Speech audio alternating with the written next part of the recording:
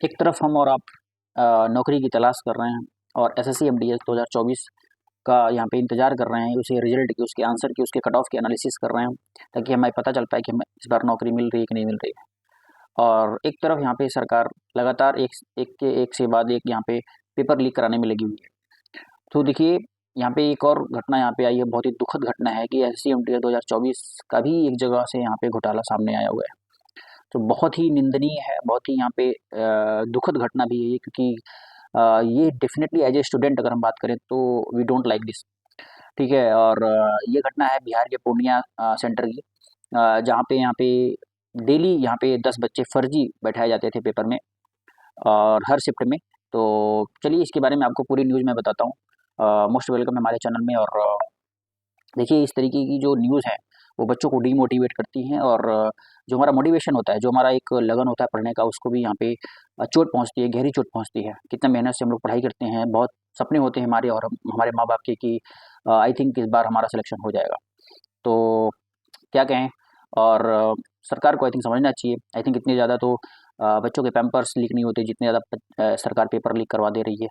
और जो अथॉरिटी हैं उनको अगर कठोर से कठोर सज़ा नहीं दी जाती है तो ऐसी घटनाएं लगातार हमको देखने को मिलेगी।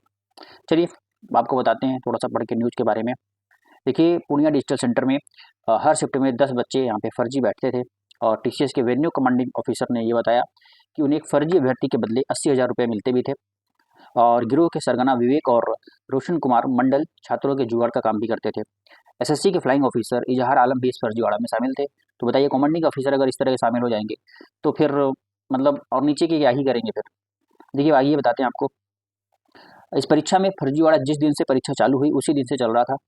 पूर्णिया डिजिटल केंद्र में हर दिन हर शिफ्ट में 10 बच्चे यहाँ पे फर्जी बैठते थे, और एक दिन में इस केंद्र में 3 शिफ्ट में एसएससी की परीक्षा होती थी, और तीनों शिफ्ट में 30 फर्जी अभ्यर्थियों को बैठाकर फर्जीवाड़ा किया जाता था। केंद्र का संचालन करने वाली एजेंसी टीसीएस के venue commanding officer Aditya Kumar Aman से पूछताछ में ये पता चला है कि गिरफ्तारी के बाद पुलिस के समक्ष दिए गए बयान में आदित्य ने यह भी स्वीकार किया कि फर्जीवाड़े की पूरी जानकारी उसे थी, और एक फर्जी अभ्यर्थी के बदले उसे 80,000 रुपये मिलते थे। पूर्णिया डिजिटल केंद्र में 208 अभ्यर्थियों की एक साथ परीक्षा लेने की क्षमता है, लेकिन एसएससी के यहाँ उन 190 छात्रों के एक शिफ्ट में परीक्षा लेने की अनुमति दी थी एसएससी ने।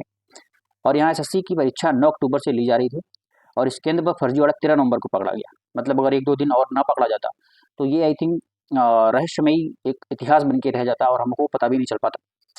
फर्जीवाड़ा पकड़ में आने के पहले यहाँ 11 दिनों तक एसएससी की परीक्षा 3 शिफ्टों में हो चुकी थी, और हर शिफ्ट की परीक्षा में 10 फर्जी परीक्षार्थी शामिल होते थे। 13 नवंबर के कुछ ज़्यादा फर्जी छात्रों के शरीक होने के कारण इस मामले का भंडाफोड़ हो गया। गिरफ्तार आदित्य ने बताया कि छात्रों के जुगाड़ का काम इस गिरोह के सरगना विवेक और कटिहार के रहने वाले रोशन कुमार मंडल द्वारा किया जाता था।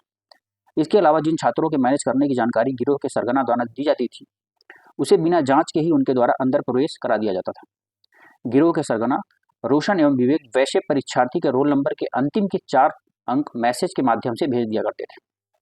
टीसीएस कर्मी आदित्य कुमार अररिया जिले के शिवपुरी वार्ड संख्या 9 का रहने वाला है। वह 2020 में टीसीएस कंपनी में बहाल हुआ था, जिसमें उसकी पहली posting Patna future IT online परीक्षा केंद्र पर हुई थी।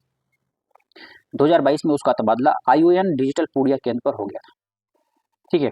अब देखिए, एसएससी के फ्लाइंग ऑफिसर की मिली भगत यहाँ पे थी। फ्लाइंग ऑफिसर की भी पुलिस को दिए गए बयान में टीसीएस कर्मी आदित्य ने यह भी उजागर किया है कि फर्जीवाड़े के खेल में एसएससी के फ्लाइंग ऑफिसर इजहार आलम भी शामिल थे। इसके एवज में गिरोह के सरगना द्वारा उनको मोटी रकम दी जाती थी।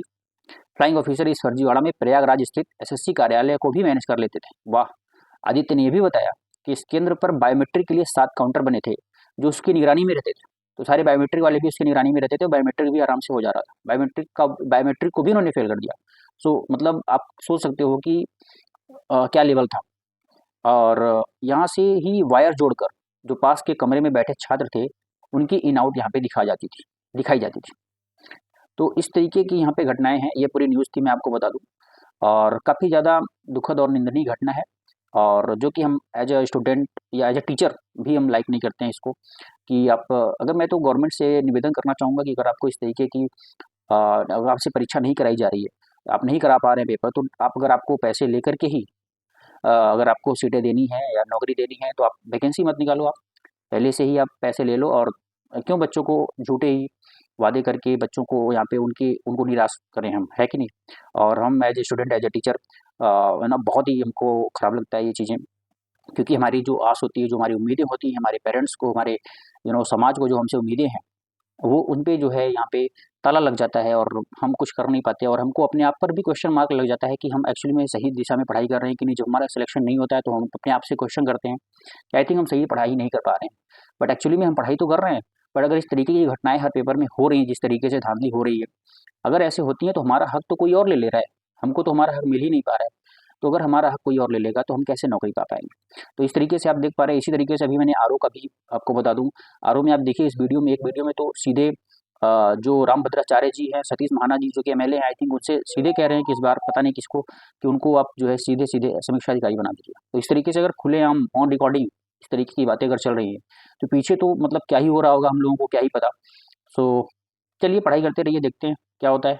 और इस वीडियो को ज़्यादा से ज़्यादा शेयर करिएगा ताकि ज़्यादा लोगों तक वीडियो पहुंच पाए, और ऐसे जो अपराधी हैं जो गिरफ्तार किए जाए, ऐसे लोगों को तो मुझे लगता है कि ऐसे मेरा पर्सनल ओपिनियन है कि इनको फांसी की सज़ा दी जानी चाहिए, जितना कठोर प्रावधान होगा, ताकि ऐसी घटनाएं फ्यूचर में ना हो। जब तक आप ऐसा प्रावधान नहीं करेंगे, देखिए जो पेपर लीक होता है उनको एसटीएफ की जांच होती है, कुछ भी पता नहीं चलता कि क्या कब क्या रिजल्ट निकला, उसका क्या हुआ, अपराधियों को क्या सजा मिली, हमको कुछ पता ही नहीं चल पाता एक्चुअली।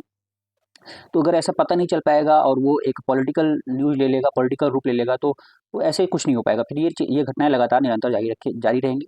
और मैं इसको पूरी तरीके से डिप्लोर करता हूँ और बहुत निंदा करता हूँ ऐसी घटनाओं की। और चलिए वीडियो को शेयर जरूर करिए, चैनल को सब्सक्राइब करिएगा, और मिलते हैं किसी नेक्स्ट वीडियो में। Thank you for watching this video.